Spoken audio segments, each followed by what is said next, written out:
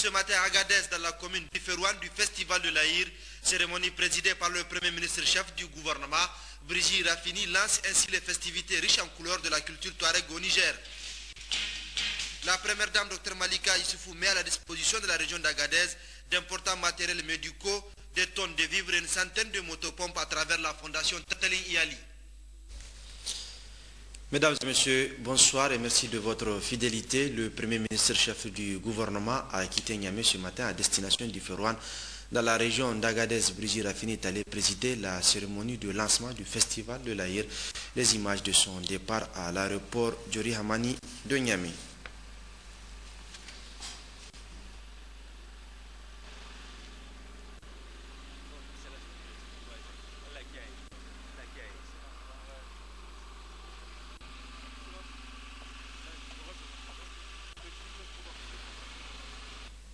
Et le Premier ministre chef du gouvernement, Brigitte Raffini, donc, qui a quitté Niamey ce matin à destination différente dans la région d'Agadez, a présidé la cérémonie d'ouverture des manifestations, de la 10e édition du Festival de l'Aïr, une cérémonie riche en couleurs. Nous y reviendrons dans cette édition.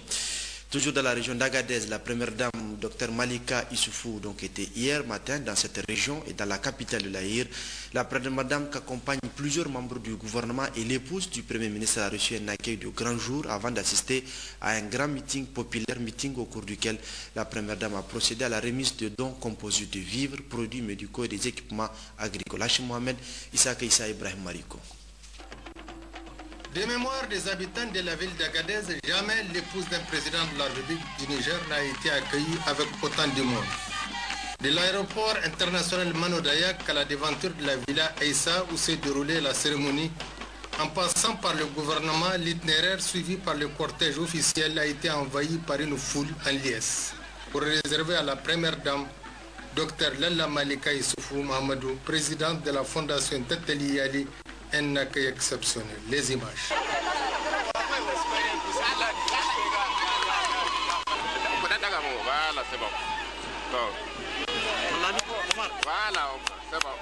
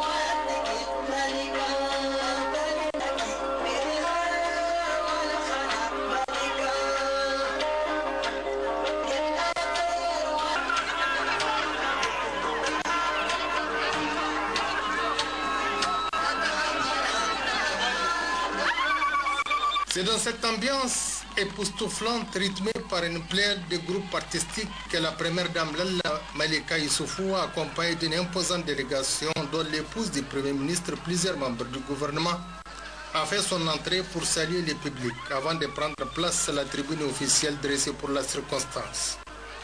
On remarquait à ses côtés la présence de plusieurs personnalités, dont entre autres les épouses des ministres, de l'ambassadeur de Turquie, la directrice de cabinet adjointe du président de la République, les ministres de la Santé publique, ses collègues de la justice, de l'enseignement secondaire, de la population, de la protection de l'enfant et de l'industrie, l'honorable sultan de l'Aïr, Omar Ibrahim Oumarou, la directrice générale de Assoussou SA, partenaire de la fondation Tetteli Ali, du gouverneur de la région d'Agadez et du président du conseil régional d'Agadez. La première du genre organisée par la fondation de la première dame, Dr Lalla Malika Issoufou Mahamadou, ici à Agadez. Dans son discours de bienvenue, le maire de la commune urbaine d'Agadez a, au nom des habitants de sa cité légendaire, remercié la première dame d'avoir pris l'ingénieuse initiative de faire le déplacement d'Agadez pour d'abord échanger avec les différents acteurs pour mieux connaître leur contexte, afin d'apporter des solutions pertinentes et durables aux problèmes qu'ils vivent. En témoin dira Rissa Feltou, l'assistance humanitaire et hautement sociale que la première dame, Dr Lalla Malika Issoufou, est venue apporter aux populations vulnérables de plusieurs communes de la région. Ce fut ensuite au tour de la vice-présidente de la fondation Tetteli Ali de s'adresser à l'assistance, Mme Ben Abdelwahab, de rappeler que depuis sa création, la fondation Tetteli Ali a réalisé beaucoup d'actions au profit des populations nigériennes sur l'ensemble du territoire national. Il s'agit notamment de distributions alimentaires gratuites, de constructions et équipements de classes et centres de santé dans certaines localités, des actions ciblées de chirurgie foraine, la participation à plusieurs rencontres internationales pour plaider en faveur du Niger. La vice-présidente de la fondation de préciser que la cérémonie objet de cette visite de la première dame, Dr Malika Issoufou à Agadez, constitue la parfaite illustration de cette volonté avec le lancement de distribution gratuite de 225 tonnes de vivres et 150 motopompes, 30 tonnes d'engrais, la remise des produits médicaux au profit des cases de santé de 40 CSI non fonctionnels et des matériels au profit du CHR d'Agadez. Les mêmes propos ont été réitérés peu après par le secrétaire exécutif de la fondation Tetteli Yali, Ekade Abali, qui a ajouté qu'en dehors des aides annoncées, toujours par le biais de la fondation Assoussou SA, a décidé d'injecter 15 millions pour réparer 3 ambulances actuellement sur cale au niveau des 3 CSI de la région, et un prix à une femme ayant obtenu son certificat d'entrée en 6e à 53 ans. Le gouverneur de la région a, en réponse à toutes ces actions de la première dame, prononcé un important discours dont voici un extrait. C'est un agréable plaisir pour moi de prendre la parole dans cette occasion solennelle pour souhaiter la chaleureuse bienvenue dans l'historique capitale de l'Aïr à la première dame, Dr Lalla Malika Issoufou, ainsi qu'à la forte délégation qui l'accompagne. Mes remerciements vont également à l'ensemble des invités qui ont répondu massivement, et ce malgré leurs multiples occupations, à notre invitation. Excellence, Madame la Première Dame, présidente de l'ONG Tetteli Yali, votre présence ce matin à Agadez est assurément la manifestation de l'honneur fait à notre région et l'intérêt que vous accordez, vous et votre mari, Monsieur le Président de la République, à l'amélioration des conditions de vie de nos populations. En effet, les appuis multiformes que votre fondation Tetteli Yali apporte aux personnes âgées, aux personnes en situation de handicap, aux veuves, aux orphelins, à la jeunesse, constitue à n'en point douter une preuve de la valeur humanitaire de l'assistance que vous offrez aux catégories vulnérables à travers le territoire du Niger. Et puis cette annonce, le ministre de l'Intérieur, de la Sécurité publique, de la décentralisation des affaires coutumières et religieuses, Assimi Massoudou, a procédé cet après-midi même à Terra à l'installation officielle de la commission technique mixte d'abordement de la frontière Niger-Burkina, un comité qui a pour mission la mise en œuvre de l'arrêt de la Cour internationale de justice de La Haye, Pays-Bas, qui consacre une délimitation nette de la frontière entre le Niger et le Burkina Faso. Nous y reviendrons dans notre édition de demain. La ministre déléguée auprès de la ministre d'État, ministre des Affaires étrangères, de l'intégration africaine et des Nigériens à l'extérieur, chargée de l'intégration africaine, a accueilli cet après-midi même les rapatriés de la Centrafrique. Ils sont au total 89, à savoir 57 Nigériens, 26 Maliens et 4 Sénégalais. Nous y reviendrons également dans notre édition de demain. Pendant son séjour dans la capitale de l'Aéré, en marge de la cérémonie de remise de dons de vivres, médicaments et équipements dans le cadre de la fondation Tatalin Iyali, l'épouse du président de la République, Issoufou Mamadou, a effectué des visites au CHR d'Agadez et à la maison d'arrêt pour apporter assistance aux malades et aux détenus. On retrouve Hachim Mohamed, Issa Ibrahim Mariko. C'est sous un soleil de plomb que la première dame, Dr Lalla Malika Issoufou, a entamé son programme de visite en compagnie de sa délégation, dont plusieurs membres du gouvernement, par le CHR d'Agadez. La première dame a été saluée à l'entrée de l'hôpital régional par le personnel au grand complet, avant de visiter les différents blocs et s'entretenir directement avec les patients et s'enquérir de leurs conditions d'hospitalisation. Au cours de ces visites, Dr Lalla Malika Issoufou, elle-même médecin de profession, a relevé avec beaucoup d'étonnement les taux très élevés des malades mentaux. 400 sont régulièrement suivis par la psychiatrie, rien que dans la ville d'Agadez. À ce niveau, la première dame a décidé d'apporter son affection à l'assistance nécessaire à cette catégorie de malades, en mettant à la disposition de l'administration du CHR une enveloppe de 30 millions de francs CFA pour réhabiliter et équiper les centres qui doivent les accueillir en attendant leur rétablissement. Dans cette démarche, un appui conséquent en vivres et en médicaments est aussi prévu par la fondation Tatalin Iyali pour soulager les malades mentaux d'Agadez. Toujours au chapitre des appuis au renforcement des capacités opérationnelles du CHR d'Agadez, la première dame a procédé au cours de sa visite à la remise aux autorités sanitaires du CHR un fauteuil dentaire d'une valeur de 25 millions de francs CFA et un autre appareil d'échographie de 20 millions de francs CFA, ainsi qu'un lot de 500 moustiquaires imprégnés. Du CHR, la première dame Lalla Malika Issoufou et sa délégation s'est rendue à la maison d'arrêt. De fond en comble, la première dame a visité cet établissement pénitentiaire qui date de la période coloniale. 267 détenus purgent leur peine. À cette étape, la première dame a décidé d'octroyer des vivres, des médicaments, des machines à coudre afin d'améliorer l'alimentation des détenus et faciliter leur insertion socio-économique. La première dame qui avait à ses côtés le ministre de la Justice, garde son porte-parole du gouvernement, M. Marou Amadou, le gouverneur de la région d'Agadez, le colonel-major Garba Mekido, a enregistré la principale doléance des prisonniers qui se résume à la remise gracieuse de leur peine. Le ministre de la Justice a répondu que d'ici avril prochain, cette mesure interviendra plaise à Dieu. S'agissant de l'état de délabrement de la maison d'arrêt d'Agadez, le ministre de la Justice a annoncé dans la même foulée que le processus de reconstruction des maisons d'arrêt est déjà enclenché sur l'ensemble du pays et Agadez est concerné. A noter dans l'après-midi d'hier, la première dame, Dr Lalla Malika Issoufou, a accordé une série d'audiences avec les couches socio-professionnelles de la place. C'est ainsi que la première dame a rencontré successivement l'honorable sultan de l'Aïr, Oumarou Ibrahim Oumarou, les responsables religieux, les épouses des FDS de la place, pour les remercier de la qualité de l'accueil et l'hospitalité qui lui a été réservée avec sa délégation dans la capitale de l'Aïr.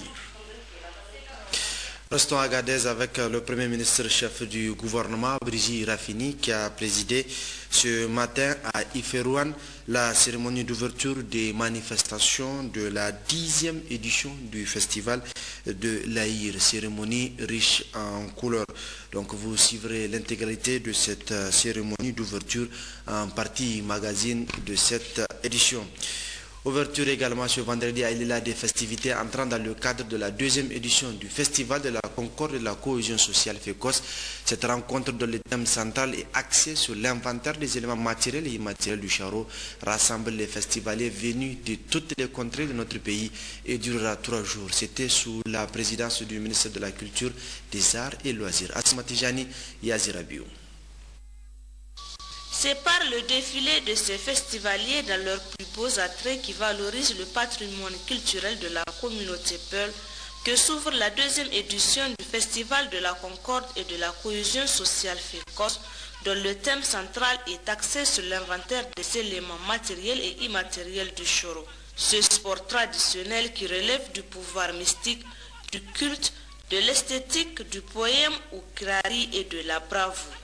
C'est dire que la présente manifestation culturelle d'envergure nationale est l'occasion de rassembler dans un même élan les populations locales où éleveurs, peuls transhumants et agriculteurs se côtoient en toute symbiose. Aussi, la présente édition mènera des réflexions sur la pérennisation du FECOS et le cycle d'organisation des prochaines éditions. À cet effet, nous devons ensemble engager une analyse approfondie tendant à faire du FECOS un véritable festival africain au service du développement harmonieux et durable de notre pays, à l'instar du FESPACO au Burkina Faso et du FIMA au Niger. C'est pourquoi le FECOS représente un cadre privilégié pour réunir tous les acteurs concernés afin de s'entendre sur des mesures consensuelles de réglementation de la pratique du Charo pour rendre ce sport sans violence, tout en gardant son authenticité et en préservant le message fondamental qu'il véhicule, c'est-à-dire l'observance des règles, de respect, de justice, de politesse qu'exige le code moral de la société Peul, le Poulakou. Notre objectif est de faire évoluer les comportements, consolider notre démocratie, promouvoir la santé humaine et animale et surtout la culture de la paix entre éleveurs et agriculteurs. Le ministre de la Culture, des Arts et des Loisirs, Ousmane Abdou, qui a rehaussé par sa présence l'éclat de cette cérémonie, lui a salué vivement cette vision du Kodaye qui fait de l'unité de tous les Nigériens une priorité autour d'un idéal commun, à savoir le développement économique, social et culturel du Niger. Je le souligne pour m'en réjouir. En élisant le président de la République, son Excellence Issoufou Mahamadou, les Nigériens ont à juste titre opté pour que la culture soit un enjeu important au cœur du développement, étant à la fois une source d'épanouissement, un rempart pour la préservation de l'identité collective, un creuset pour la créativité, mais aussi un facteur dynamique économique de création d'emplois.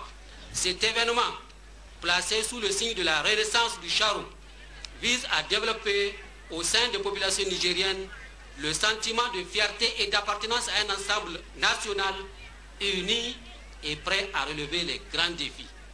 C'est surtout un moyen de retrouvailles, d'échange et de renforcement de la solidarité entre les peuples d'une part et d'autre part avec les autres communautés. Le président de la Commission nationale des droits de l'homme, Khalid Ikri, pour sa part, a affirmé qu'à l'instar des autres droits, les droits culturels sont annoncés dans notre Constitution et donc le Choro fait bel et bien partie de ces droits culturels. À son tour, le préfet du département de l'Ela, Maman Issa Ibrahim, s'est réjoui de cette mobilisation sans précédent qui regroupe les festivaliers venus pour fraterniser et partager ensemble ce moment de convivialité. Le gouverneur de la région de Tawa, Barmo Salifou, et le maire de la commune urbaine de l'Ela, Abou Seydi Almou, ont également pris la parole pour souhaiter la chaleureuse bienvenue à tous ceux qui ont fait le déplacement de l'Ela et réitérer l'importance d'un tel rassemblement. Notons enfin la présence de plusieurs autorités à cette cérémonie, notamment le directeur de cabinet du ministère de l'élevage, Al-Hussein Ikta. À Niamey, clôture des travaux de la revue annuelle 2014 du ministère de la Culture, des Arts et Loisirs. Au terme de cette revue, les participants ont formulé d'importantes recommandations allant dans le sens de la promotion de la culture au Niger. Le bilan des réalisations 2013 et le plan d'action 2014 du ministère de la Culture, des Arts et des Loisirs étaient au centre de cette revue annuelle. Les 3 jours d'intenses travaux ont été sanctionnés par d'importantes recommandations. Au ministère de la Culture, des Arts et des Loisirs, instituer la culture de suivi et évaluation des projets et programmes du secteur. Veiller au strict respect du plan annuel de travail 2014. Poursuivre le recrutement des cadres en quantité et en qualité. Rendre opérationnel l'Institut national des arts et de la culture INAC et la Bibliothèque nationale du Niger. Au ministère des Finances, libérer les crédits à temps et dans les proportions permettant une bonne mise en œuvre des programmes sectoriels de la culture. Rehausser l'enveloppe budgétaire allouée au secteur de la culture. Aux partenaires techniques et financiers, poursuivre et renforcer l'appui technique et financier au secteur de la culture, des arts et des loisirs. Aux collectivités territoriales, accorder une attention particulière au secteur de la culture dans l'élaboration et la gestion de leur budget conformément à la nomenclature comptable. Ces recommandations, selon le représentant du ministre de la Culture, des Arts et des Loisirs, feront l'objet d'un examen minutieux. Il ressort néanmoins qu'au vu de l'immensité des attentes, que des efforts supplémentaires doivent être consentis par l'ensemble des acteurs, en particulier les cadres du ministère, afin que nous soyons capables de contribuer à atteindre à terme les objectifs que le président de la République, chef de l'État, son Excellence Issoufou Mahamadou, s'est fixés dans son programme de renaissance, réitéré par son Excellence Birji Rafini, Premier ministre, dans la déclaration de politique du gouvernement. En ce qui concerne les recommandations que vous venez de formuler à l'endroit du ministère, elles seront examinées avec toute l'attente requise. Le ministère de la Culture, des Arts et des Loisirs dispose à présent d'une ligne directive pour les réalisations de l'année 2014. Il reste simplement l'application des recommandations de cette revue pour la promotion du ministère. Rencontre entre le ministre de la Jeunesse et des Sports et les membres de la Fédération nigérienne de Maracana et discipline assimilée. Il s'agissait pour les membres de cette fédération d'informer le ministre Abdelkarim Dambalam que le Niger a été choisi pour abriter en 2014 la Coupe d'Afrique de Maracana. D'autres détails avec Mohamed Djingare et Léoli Yahya. Le Maracana est une forme de football qui se joue sur un terrain réduit et un nombre de joueurs aussi réduit. Dans la plupart des cas, le Maracana est ouvert aux joueurs en retraite. C'est le cas du Niger où ils sont nombreux, ces anciens joueurs qui se retrouvent pour compétir dans la fraternité et la cohésion. Ils sont allés plus loin en créant un cadre formel qui s'adonne à des compétitions nationales et internationales. L'association Maracana du Niger envisage organiser d'ailleurs la CAN de Maracana pour emboîter le pas à la Côte d'Ivoire et au Bénin. C'est dans cette optique que le bureau de la Fédération du Maracana et disciplines associées est allé rencontrer le ministre en charge des sports. Le président Sissé Ousmane a de prime abord précisé le travail abattu sur le plan national. Le président du comité international de transition que nous avons mis en place à Abidjan lors de nos différentes rencontres nous a demandé de voir très rapidement au niveau des autorités ce qui est possible de faire parce que les autres pays attendent énormément de nous pour qu'ils sachent exactement la période à laquelle cette compétition va être organisée. Parce qu'eux-mêmes, ils attendent l'accord de leur ministère de tutelle. Et comme c'est nous qui devons d'abord confirmer que nous avons effectivement reçu l'organisation de cette compétition, nous avons dit que nous ne pouvons pas le faire tant que nous n'aurons pas encore reçu de manière formelle les instructions du ministre ou bien l'accord du ministre pour organiser cette CAN-là. C'est sur cette base que nous allons vous transmettre le document officiel d'organisation que le ministre nous a bien voulu nous confier pour que maintenant vous faites une large diffusion au niveau de tous les pays voulant participer à cette compétition. Le vice-président de la dite fédération a précisé que les autres pays s'impatientent de participer à la compétition prévue au Niger. La troisième, ils nous ont passé le témoin, ou disons le flambeau pour l'organisation. Ils comptent énormément sur nous puisque nous avons été le premier pays à les soutenir dans cette lancée et de vulgariser le Maracana et de faire de ce sport national ivoirien un sport régional avec une fédération et une confédération effectivement africaine du Maracana. Donc je suis revenu très satisfait parce que au niveau de la Côte d'Ivoire, ils sont très avancés. Il y a pratiquement plus de 80 clubs qui se disputent effectivement un championnat senior et un championnat vétéran. Le ministre Abdulkarim Damalam a donné son accord de principe pour apporter tout son soutien à l'organisation de cette CAN de Maracana. L'accord de principe est donné. Vous pouvez informer la fédération ivoirienne qui est la fédération pilote de cet événement-là, que le Niger marque son accord pour l'organisation de cette compétition, enfin l'accueil de cette compétition en territoire nigérien. Je pense que nous allons nous baser sur les expériences passées dans les autres pays pour voir exactement quelles sont les charges qui reviendront au Niger et quelles sont les charges qui reviendront aux autres pays. Nous allons le voir avec la direction générale des sports et vous-même la fédération nigérienne de Maracana. Après cette rencontre, le bureau de la fédération est sorti rassuré par les propos du ministre. À présent, il sera question de s'atteler le plus tôt possible à la mise en place d'un comité d'organisation de concert avec le ministère pour accueillir vers fin 2014 la CAN de Maracana. Le syndicat national des agents du Trésor en collaboration avec la Cour des comptes a organisé ce matin une journée d'information sur le thème le réseau comptable du Trésor. Ces assises dont l'ouverture officielle a été présidée par le ministre des Finances s'inscrivent dans le cadre d'une nouvelle dynamique de partenariat que le Sénat entend entretenir avec son ministère de tutelle. Mamadou Adamou, Mariam Dakou. En application des directives de l'UEMOA, le gouvernement nigérien a adopté, suivant le décret numéro 2013-083 du 1er mars 2013, le nouveau règlement général de la comptabilité publique au Niger. Selon les dispositions de ces décrets, en son article 20, il est indiqué que les comptables des administrations financières peuvent être organisés en réseau de postes comptables comprenant des comptables supérieurs ou subordonnés, principaux ou secondaires, distincts du Trésor dans les conditions fixées par les textes en vigueur.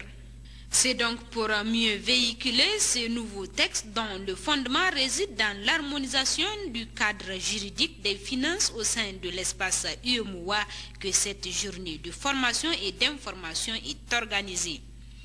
Le Trésor est dans un cadre de réforme, n'est-ce pas, sous-régional. Cette réforme, elle a été consacrée par, n'est-ce pas, l'ordonnance 2010-015 du 15 avril 2010, qui a consacré donc la réforme du Trésor. Après cette réforme-là, avant la réforme, il y avait un réseau comptable. La réforme du Trésor en 2010 est venue donc conforter le réseau comptable à travers, n'est-ce pas, la nomination de ce qu'on appelle désormais au niveau du Trésor un receveur général du Trésor, donc qui est l'ordonnateur principal en matière de recettes. Et vous avez dans cette même réforme, aujourd'hui au Trésor, un payeur général du Trésor qui s'occupe de toutes les dépenses régaliennes et publiques de l'État du Niger. C'est ça en fait la réforme du Trésor. Alors, après cette nouvelle réforme, il va de soi que nous initions, que nous sortions du cadre classique, comme je l'ai dit, de revendications, pour un peu permettre à nos camarades et à tous ceux qui ont effectué le déplacement de venir voir désormais ce que la législation en matière comptable a prévu, surtout avec l'avènement de la réforme du Trésor, qui est consacrée, n'est-ce pas, par une loi supranationale et qui est repris par les lois nationales. Le ministre des Finances a, à cette occasion, prodigué des sages conseils aux membres du SNAT avant de souligner toute l'importance de cette activité. Dans cette démarche d'ouverture, il faudrait qu'on songe également à la structure. Mais comme je vous l'ai dit, si vous perdez la structure, vous perdez vos agents. Mais que chacun s'en tienne à son rôle. Parce que depuis un certain temps, on voit des revendications. En fait, que le directeur général du Trésor, si je prends le cas du Trésor, aurait dû faire. Ou qui doit émaner du directeur général du Trésor, ou du directeur général des impôts, ou du directeur général des douanes. Donc, chacun reste dans son rôle. Il faut qu'on évolue vers un syndicalisme, n'est-ce pas, dynamique, n'est-ce pas, et qui également, en plus des intérêts matériels et moraux de ces militants, pense également aux intérêts de la structure elle-même. Je crois que c'est vers là qu'il faut aller. Encore une fois, je voudrais féliciter le syndicat national des agents du Trésor de cette initiative. Sans nul doute que les échanges et réflexions qui seront menés au cours de cette journée d'information permettront aux membres du SNAT de se faire une idée claire sur la notion du réseau comptable du Trésor national. Suite de cette édition, retour dans la région d'Agadez où le Premier ministre, chef du gouvernement, Brigitte Raffini, a présidé ce matin à Iferouane, dans cette même région, la cérémonie d'ouverture des manifestations de la 10e édition du Festival de l'Aïr. Suivons les images d'une cérémonie riche en couleurs.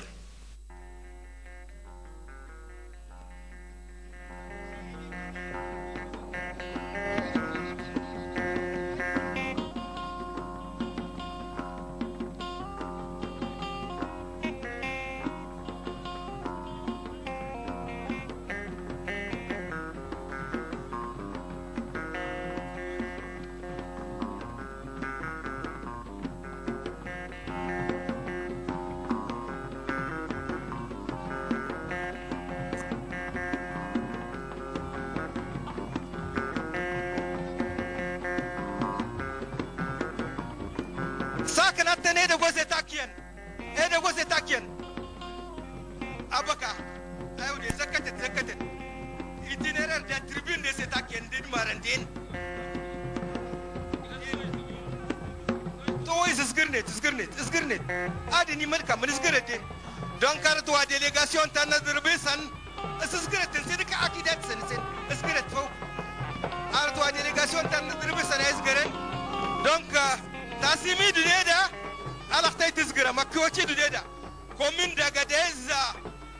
Wata nasire gadeza shotan kokiri no dezakian donc commune d'Agadez esgere taywa Agadez esgere sakni plaque na sur tribune sakna tasen commune d'Agadez la commune d'Agadez lan très bien Agadez sunzo de bianu odmeras bianu gashaku bianu na Agadez ya kamata kujuya gaban tribune. C'était là Iferouane, donc les images d'une cérémonie riche en couleurs dans le cadre du Festival de l'Aïr et le Premier ministre chef du gouvernement Brigitte Raffini qui prenait part donc à cette cérémonie a prononcé un discours relatif à l'importance du dit Festival de l'Aïr tout en souhaitant la bienvenue au festival et suivons son intervention.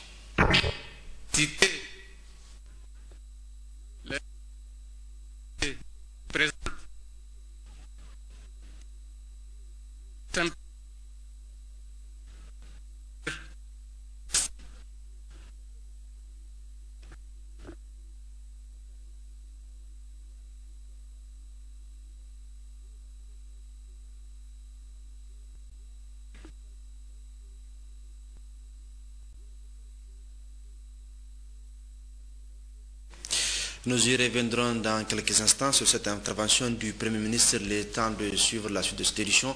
Donc la suite des grands reportages dans le cadre des réalisations physiques du programme de renaissance du président de la République mis en œuvre depuis maintenant 3 ans. Sur toute l'étendue du territoire national, ce programme a permis de doter nos régions d'importantes réalisations économiques. Aujourd'hui, nous vous proposons le dossier consacré à la région de Dosso. Dosso et sa région, nous pouvons aisément l'affirmer, font partie des privilégiés dans le cadre de la mise en œuvre du programme de renaissance du président de la République dans son volet hydraulique, objet de ce grand reportage. C'est au regard des nombreuses réalisations faites au profit des populations de la région. Synthèse et compilation avec le directeur régional de l'hydraulique. Dans le volet hydraulique en milieu rural, 916 équivalents points d'eau répartis en puits cimentés villageois, puis pastoraux, points d'eau pastoraux, et mini-adduction d'eau potable, multivillage. Et nous avons eu également à réhabiliter 457 équivalents points d'eau modernes, tout ouvrage confondu.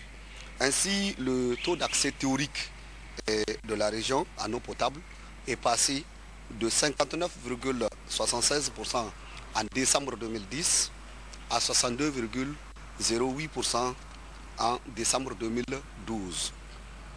Et la région de Dosso, avec ce taux, nous avons déjà dépassé la cible du programme qui est de 58% et qui correspond également de loin les objectifs des OMD fixés à 58% pour l'année 2015.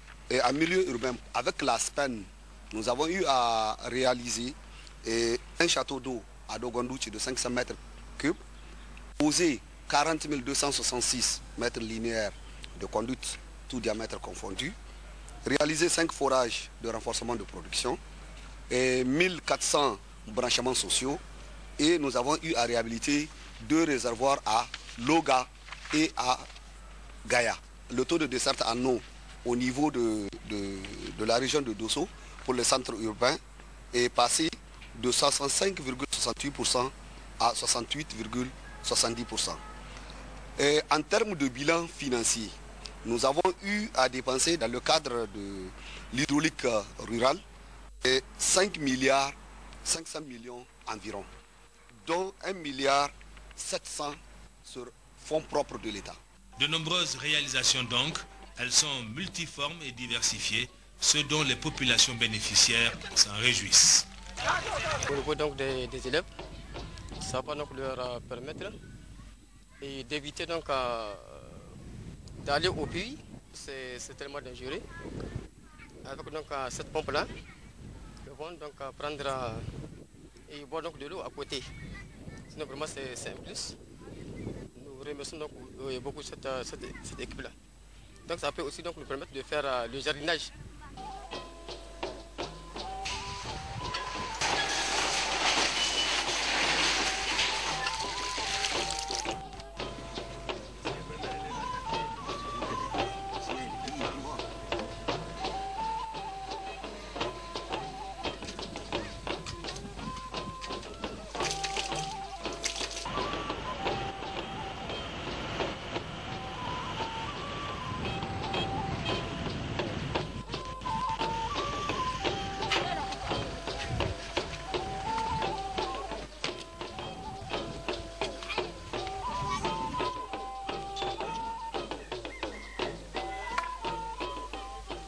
Da wuri muna ɗaukar ruwa rijiya, muna shan ruwa da giya. Yanzu ko sauƙi ya samu. Mun ji daɗi, mun gode ma gwamnati. Ya hishe mu wahala. Yanzu sauƙi ya samu gare mu. Mu ɗaukar ruwa da wuri mu tayi mu gama mu abinci yara ba su kuka. Muna zuwa mu adana yaran mu. Da rijiya muka zuwa, sai mun yi ne bakin rijiya. La satisfaction des populations de la région de Dosso, bénéficiaires des réalisations hydrauliques du programme de renaissance du président de la République, est donc grande. Les impacts socio-économiques sont évidents, les changements dans la vie quotidienne des populations assez visibles. Le gouverneur de la région de Tillabéri était hier sur les aménagements hydro-agricoles de Gambala et de Gabou. Hassimi Diabri est allé constater le niveau d'exécution des instructions données par le ministre d'État, ministre de l'Agriculture, lors de son passage sur ces 2 périmètres. Abdoulaye Soumana, Jibono. Ce déplacement du gouverneur de la région de Tillabéri intervient au lendemain de la visite effectuée le lundi dernier du ministre d'État, ministre de l'Agriculture, sur les aménagements hydro-agricoles de Gambala et de Gabou. Abdoulabo avait instruit l'Office national des aménagements hydro-agricoles à trouver une solution urgente au problème d'eau intervenu sur le périmètre irrigué de Djambala et demandé au gouverneur de la région d'informer officiellement les populations bénéficiaires de l'aménagement hydro-agricole de Gabou des manquements constatés dans sa réalisation, entravant du coup sa mise en valeur. À Djambala, le gouverneur de la région a salué la promptitude de l'Office national des aménagements hydro-agricoles à réagir. Les techniciens ont fini d'installer les pompes et une autre motopompe de secours d'une capacité de 1200 mètres cubes a été installée afin de remédier. À Gabou, Assimi Diabri a transmis aux populations les salutations fraternelles et les encouragements des autorités de la 7e République, au premier rang desquels le président de la République, chef de l'État Issoufou Mahamadou. Il a ensuite entretenu longuement les populations des manquements constatés sur le périmètre de Gabou et les dispositions prises par l'État pour qu'ils soient opérationnels avant l'hivernage prochain. Assimi Diabri a rappelé les importants efforts déployés par l'État et ses partenaires dans la recherche de l'amélioration des conditions de vie des populations. Les préoccupations évoquées par les populations ont été recensées et seront minutieusement étudiées, a poursuivi le gouverneur de la région de Tillabéri. Assimi Diabri les a enfin exhortés à soutenir les efforts de l'État dans la recherche quotidienne de l'amélioration de leurs conditions de vie. Le schéma directeur de rupture rurale était ce matin à Difa au centre des travaux d'un atelier destiné aux élus locaux de la région. Les détails avec Adraman Boukari et Adraman Mahaz.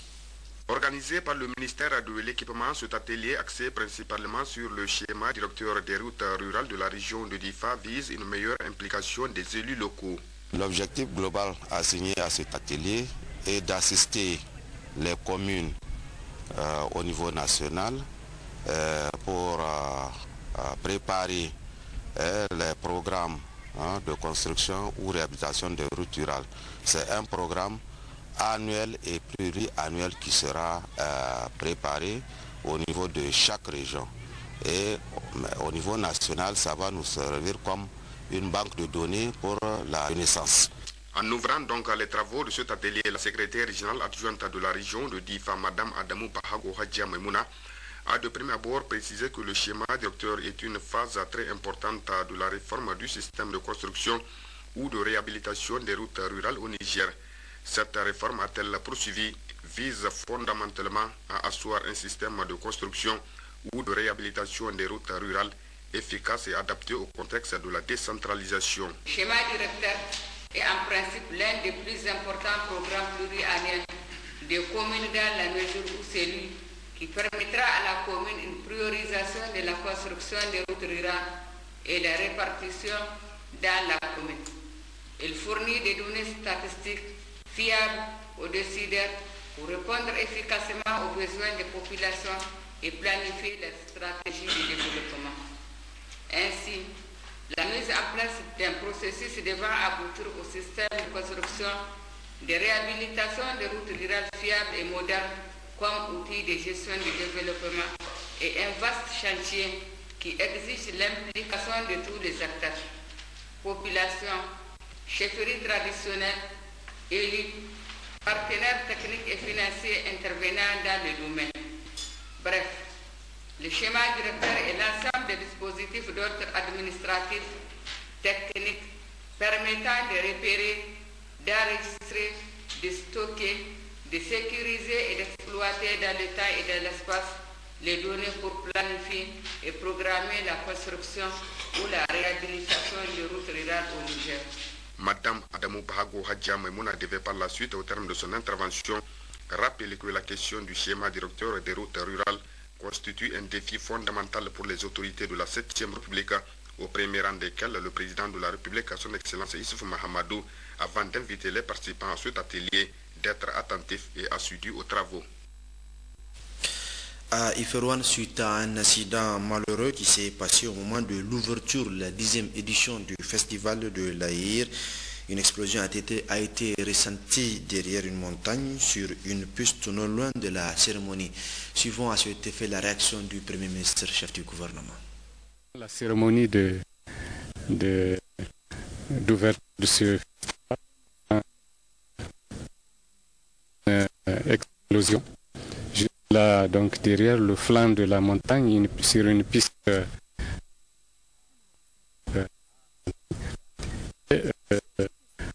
lorsqu'ils sont allés, il s'est avéré que engin qui a explosé.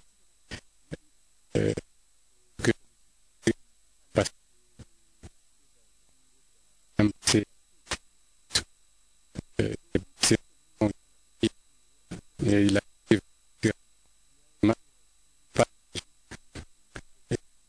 ces fameux engins et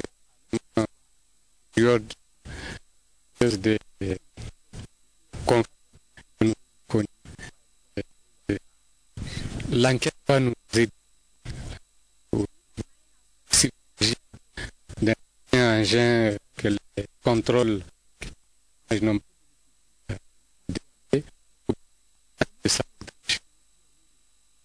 porter un